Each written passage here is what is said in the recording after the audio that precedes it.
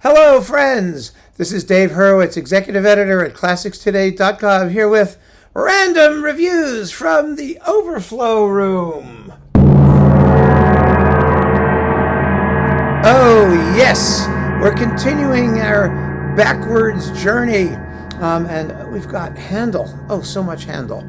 Tons of Handel. And he's so great. I mean, I was one of those people because I wasn't really interested in Baroque music. When I was like, a lot of people who didn't have formal musical training as a child. I listened to my parents' record collection, and it was mostly romantic symphonies and concertos and things like that. And Baroque music was something that took a while to sink in. And Handel particularly, I sang in the Messiah a bunch of times when I was like in high school and stuff like that. But the truth of the matter is, it took me a long time, because there's so much music, and because Baroque music, it all kind of sounds the same with a tinkly harpsichord and all that. It took me a long time to figure out just how special Handel was and how different he was from, say, Bach and some of these other like Baroque people. But when it hit me, ooh, I was smitten badly. I got hooked. I got really hooked. The person who turned me on to Handel, I have to say, was the conductor, Antonio de Almeida, who just loved Handel. And he was a modern conductor person, but he adored Handel. And he really told me how to approach it, because, he said to me, Handel was a hedonist. And he was. He liked succulent sounds. His music is sensual. It's worldly. Even his sacred music, it's dramatic. All of those things. We were thinking about it so wrong, particularly coming at it from the religious sanctimonious angle of only the Christmas Messiah business and whatnot. There's so much more there, and it's so rich and colorful and full of this absolutely sensual joy and making voluptuous sounds, even with a harpsichord tinkling in the background. He does it, and he does it amazingly. So, anyway, let's look at this clump of stuff, shall we? The Ode for St. Cecilia's Day. Oh, what a great piece.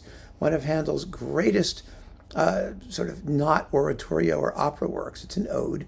It's a great piece to get to know Handel's vocal music from, because, it's got 12 tracks. It lasts... Oh, how long does it last in this recording? Do they conveniently? Yes, they conveniently total it up. 50 minutes. So it's as long as a big romantic symphony. You've got Trevor Pinnock fabulously conducting the English concert choir, with great soloists, the late great Felicity Lott, and Anthony Rolfe Johnson, tenor. It's absolutely fabulous. And, and it's about music. It's music about music. That was Handel's thing. St. Cecilia was the patron saint of music. And there are some really, really big arias in here. The soprano aria, What Passion Cannot Music Raise and Quell, which is 8 minutes long.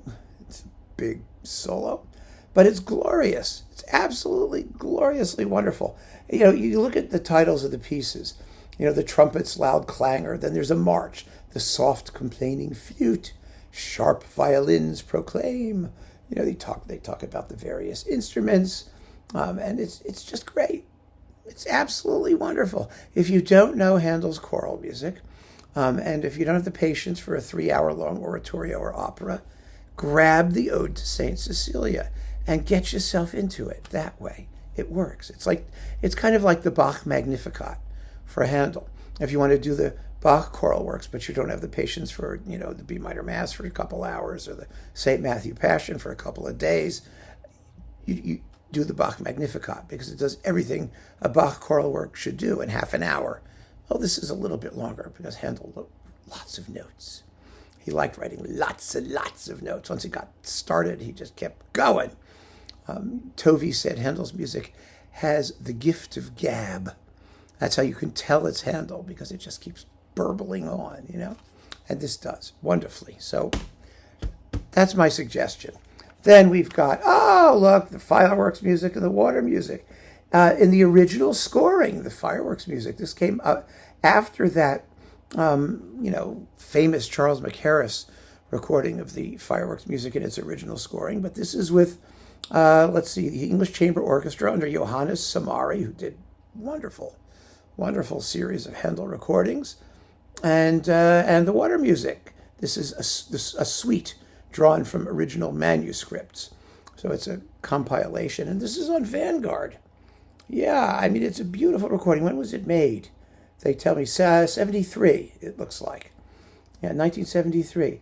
With some famous, Alan Civil is the solo horn player, John Wilbraham, solo trumpet, and Harold Lester is the harpsichordist.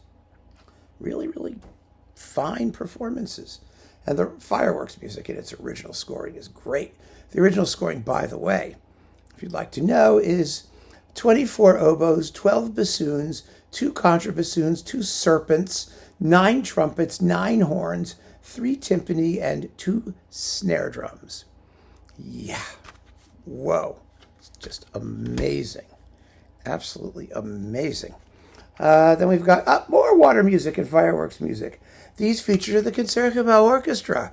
The water music is very famous. This is the Edward van Beinum water music performance. It's just known for its exquisitely lovely orchestral playing and effortless natural conducting. It's just, can't even begin to describe it. You just play it, it happens. It just flows like the water. It's wonderful. The fireworks is Haitink. And Haitink, this is from 1963. And it's, also very, very beautifully played. It's not the original orchestration. Is it the Hamilton Hardy version? Of course, it doesn't say here.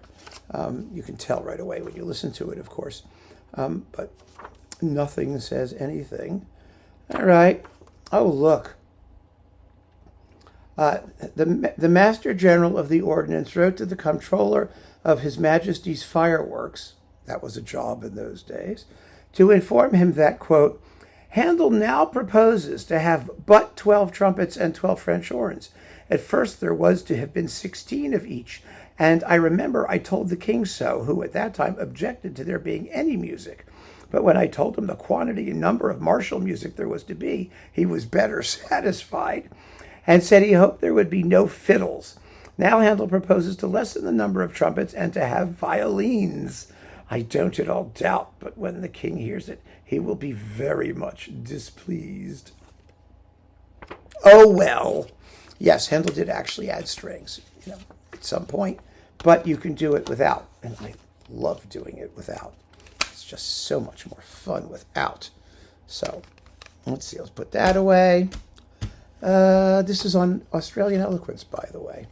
That was really a nice disc that Cyrus Mayer Holmgee put together. And now we have, Acis and Galatea. This was Handel's most popular quasi-operatic work in his lifetime. It was performed in 1 million different versions all over the place.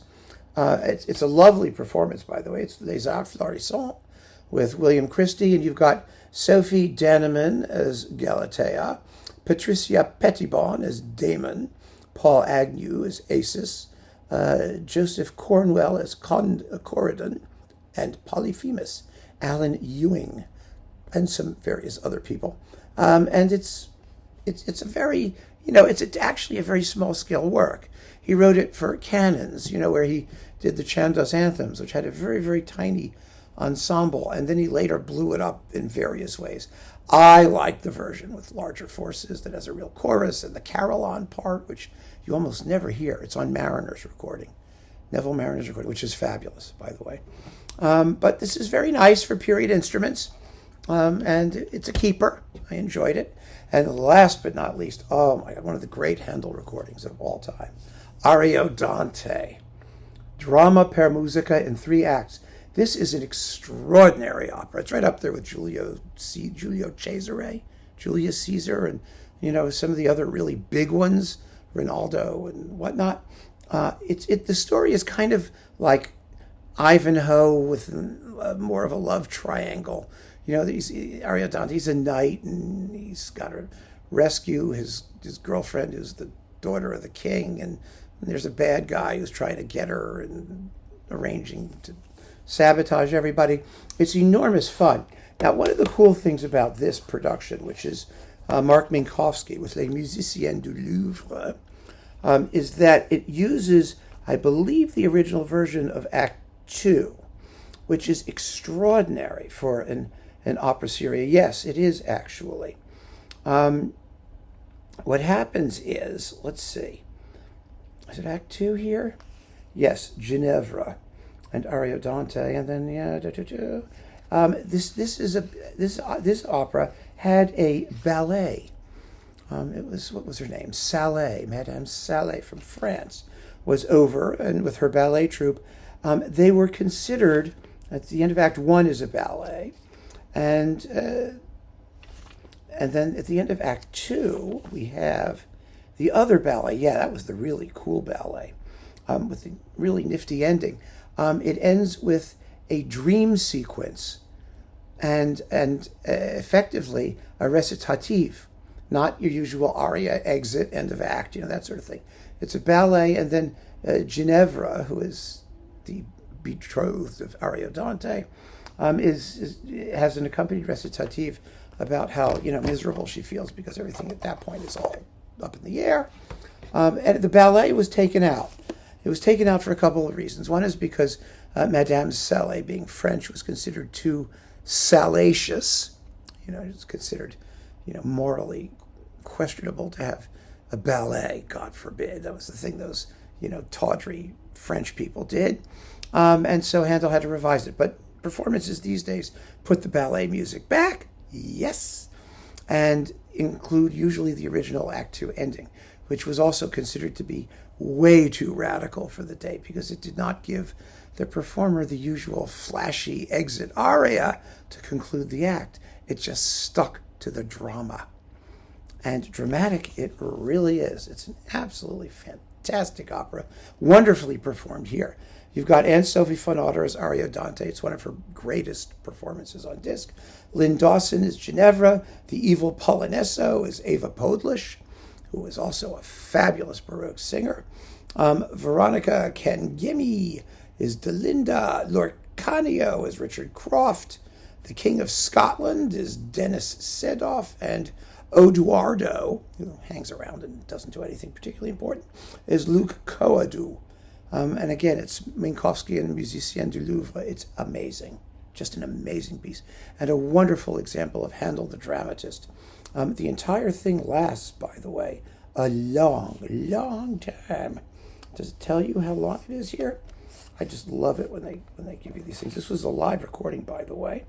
But the audience is very quiet. It's no issue. And there's not much stomping and jumping around. It's a good 3 hours, I think. 2 hours and almost 3 hours. Magnificent. So there you go, my friends. And in my book on Handel, by the way, I talk about Ariodante aria by aria, talking about the whole structure and how it all operates. So if you have my Handel book, you'll find a guide to it. Keep on listening, friends. Thanks so much for joining me. Take care.